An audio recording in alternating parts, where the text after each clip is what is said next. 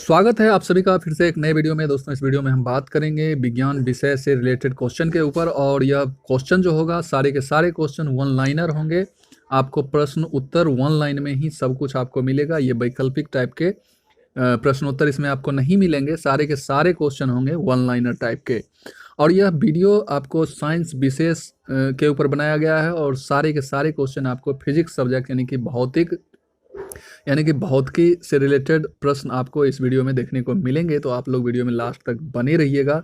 और यह video group D हो या जो भी एग्ज़ाम आप देने जाते हैं कॉम्पिटिटिव टाइप का एग्ज़ाम, उसमें यह वीडियो काफ़ी इंपॉर्टेंट आप लोगों के लिए होगा। बिहार बीएड इंट्रांस हो या कोई भी स्टेट का बीएड इंट्रांस आप देने जा रहे हैं तो उसमें भी यह वीडियो काफ़ी फायदेमंद होगा। तो आप लोग वीडियो में लास्ट तक बने रहेंगे। और उससे पहले आप सभी से एक रिक्वेस्ट है कि चैनल पर पहली बार आए हैं तो चैनल को सब्सक्राइब कर लीजिएगा, बेल आइकन दबा दीजिएगा और वीडियो को लास्ट तक जरूर देखिएगा। वीडियो छोटा होगा और इस छोटे से वीडियो में बहुत कुछ आप लोगों को मिलने वाला है। वीडियो को लास्ट तक देखने के बाद इसे शेयर कीजिएगा, लाइक कीजिएगा और अपना बहुमूल्य कमेंट अवश्य कीजिएगा कि वीडियो में अगर कोई कमी आपको नज़र आवे तो उसके बारे में ज़रूर बताइएगा, क्योंकि मैं अपने अगले वीडियो में उस चीज़ को सुधार कर सकूं। तो चलिए पहले प्रश्न पे चलते हैं। और आपको पहला प्रश्न नंबर 1 में दिख रहा होगा, न्यूटन के गति के किस नियम को गैलीलियो का नियम भी कहा जाता है? देखिए, न्यूटन का जो गति का नियम है वो गैलीलियो का भी नियम माना जाता है। किस गति के नियम को? तो ये प्रथम गति के नियम को न्यूटन का नियम और गैलीलियो का नियम भी कहा जाता है। इसे जड़त्व का यानी कि मोमेंट ऑफ इनर्शिया भी बोला जाता है। तो गति का प्रथम नियम जो है गैलीलियो का नियम भी कहलाता है। तो न्यूटन के प्रथम गति के नियम को गैलीलियो का नियम भी कहा जाता है, याद रखिएगा। नंबर 2 में है, यह किस जड़ता का नियम है?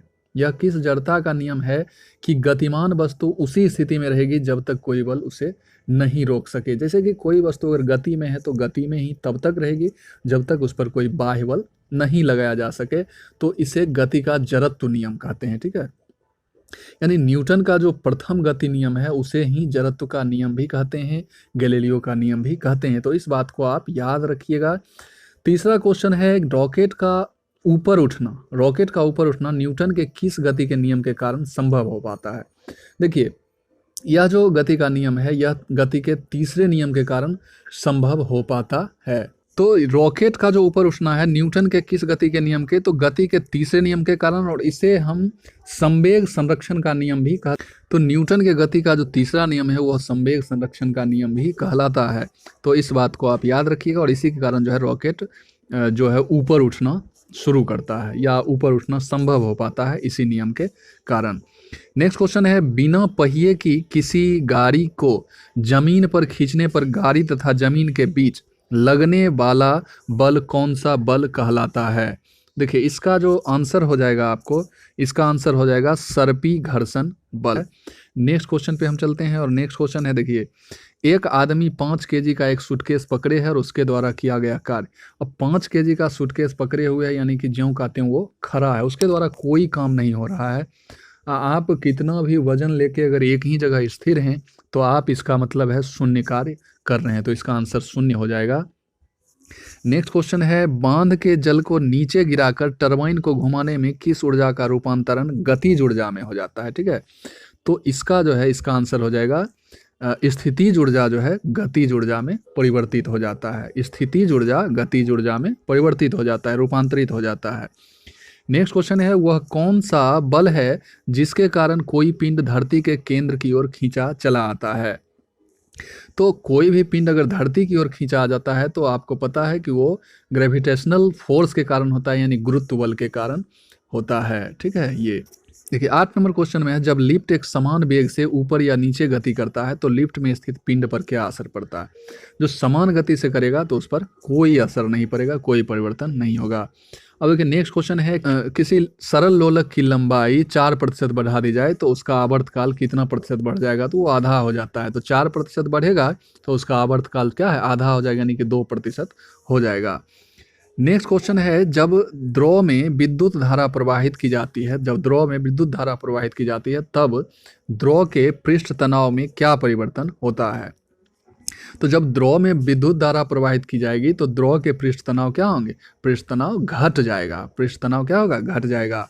अब देखिए नेक्स्ट क्वेश्चन 11 नंबर क्वेश्चन है, तेज आंधी आने पर टीन की छत का उड़ जाना किस सिद्धांत पर आधारित है।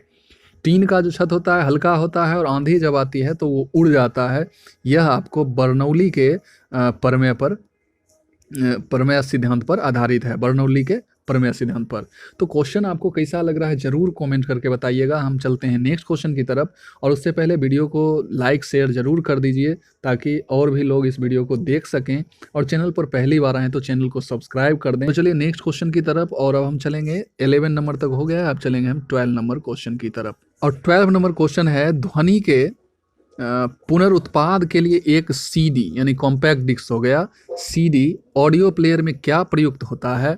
तो ये लेजर बीम का उपयोग होता है ध्वनि के पुनरुत्पाद के लिए। एक सीडी, सीडी मतलब होता है कॉम्पैक्ट डिस्क यानी CD compact disc, audio player में क्या प्रयुक्त होता है तो लेजर बीम प्रयुक्त होता है। नेक्स्ट क्वेश्चन है, प्रतिध्वनि सुनने के लिए श्रोता एवं परावर्तक सतह के मध्य न्यूनतम दूरी कितनी होनी चाहिए।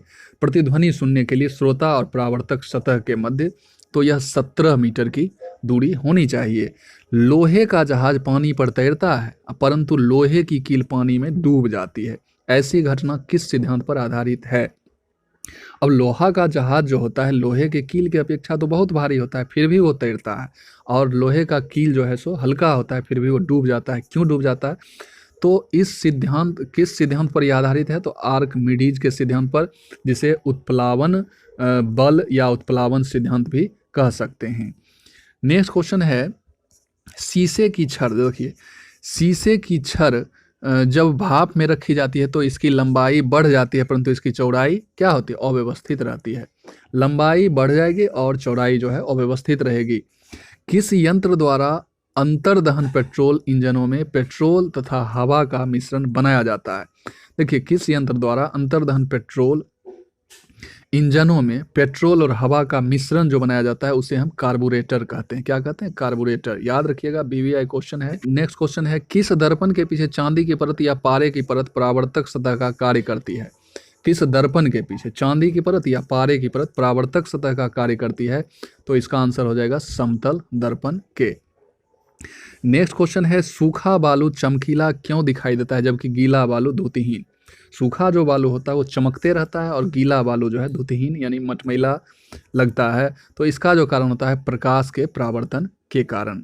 ठीक है, धुले हुए सफेद कपड़ों में नील लगाने से अधिक सफेद व चमकीले हो जाते हैं। नील लगाने से इसका क्या कारण, इसका कारण है प्रकाश का प्रकीर्णन। नेक्स्ट क्वेश्चन देखिए, एक आदमी 10 मीटर से अधिक दूरी की वस्तु स्पष्ट नहीं देख पाता है, वह किस दृष्टि दोष से पीड़ित है। 10 मीटर से अधिक दूरी की वस्तु नहीं देख पाता है यानी कि निकट से निकट वस्तु को देख रहा है, यानी कि अधिकतम मतलब निकटतम वस्तु को देखने वाले को निकट दृष्टि दोषी। इसका उल्टा होता है, देखिए निकट की वस्तु जो देख पाता है उसे ही निकट दृष्टि दोष कहा जाता है, और दूर की वस्तु जो देख पाता है उसे दीर्घ दृष्टि दोष या दूर दृष्टि दोष कह सकते हैं। तो यही है, जो वस्तु देख पाता है, निकट की देख पाता है तो निकट दृष्टि दोष, दूर की वस्तु देख पाता है तो दूर दृष्टि दोष। तो ये याद रखिएगा। नेक्स्ट क्वेश्चन है, किस यंत्र के माध्यम से स्पेक्ट्रम की उत्पत्ति की जाती है जिससे कि विभिन्न किरणों के तरंगदैर्घ्य को मापा जा सके। तो ये इसको कहते हैं स्पेक्ट्रोमीटर। स्पेक्ट्रोमीटर याद रखिएगा, किस यंत्र के माध्यम से स्पेक्ट्रम की उत्पत्ति की जाती है जिससे कि विभिन्न किरणों के तरंगदैर्घ्य को मापा जाता है, तो स्पेक्ट्रोमीटर। नेक्स्ट क्वेश्चन देखिए 26 नंबर क्वेश्चन है, बिजली के उच्च विभव को निम्न में और निम्न विभव को उच्च में बदलने वाले उपकरण को क्या कहा जाता है। तो इसे ट्रांसफार्मर कहा जाता है। बिजली के उच्च विभव को निम्न में और निम्न विभव को उच्च में, यानी कि उल्टा कर दिया जाता है, निम्न को उच्च में और उच्च को निम्न में विभव को बदलने वाले उपकरण ट्रांसफार्मर कहे जाते हैं। गैल्वेनोमीटर के श्रेणी क्रम में एक उच्च प्रतिरोध जोड़कर उसे किस में बदला जाता है, तो बोल्ट मीटर में। ठीक है, गैल्वेनोमीटर के श्रेणी क्रम में एक उच्च प्रतिरोध जोड़कर उसे किस में बदला जाता है, बोल्ट मीटर में। नेक्स्ट क्वेश्चन है, विद्युत केतली विद्युत धारा के किस प्रकार के प्रभाव की युक्ति है। तो ये तापीय प्रभाव की युक्ति है। हम थोड़ा तेजी से खत्म कर लेते हैं क्वेश्चन। और देखिए, जिस तत्व के परमाणु में 2 प्रोटॉन और 2 न्यूट्रॉन और 2 इलेक्ट्रॉन हो उस तत्व की द्रव्यमान संख्या कितनी होगी। तो इसे भी आप बना सकते हैं, ये 4 होगी। जिस तत्व के परमाणु में 2 प्रोटॉन 2 न्यूट्रॉन और 2 इलेक्ट्रॉन हो उस तत्व की द्रव्यमान संख्या कितनी होगी। तो यहाँ जो होगा इसका द्रव्यमान संख्या बराबर हो जाएगा, जैसे द्रव्यमान संख्या को हम ए से सूचित करते हैं और द्रव्यमान संख्या बराबर हो जाता है P प्लस स्मॉल p होगा एंड n, यानी कि प्रोटॉन की संख्या और न्यूट्रॉन की संख्या। तो प्रोटॉन की संख्या आपको 2 और न्यूट्रॉन की संख्या 2 यानी कि 4। तो 4, इसलिए आपका आंसर 4 हो जाएगा। नेक्स्ट क्वेश्चन है, किसके निर्देशन में सर्वप्रथम अमेरिका के शिकागो में प्रथम नाभिकीय रिएक्टर बनाया गया था? तो ये थे एनरिको फर्मी के निर्देशन में। तो ये वीडियो आपको कैसा लगा जरूर बताइएगा कमेंट करके। धन्यवाद।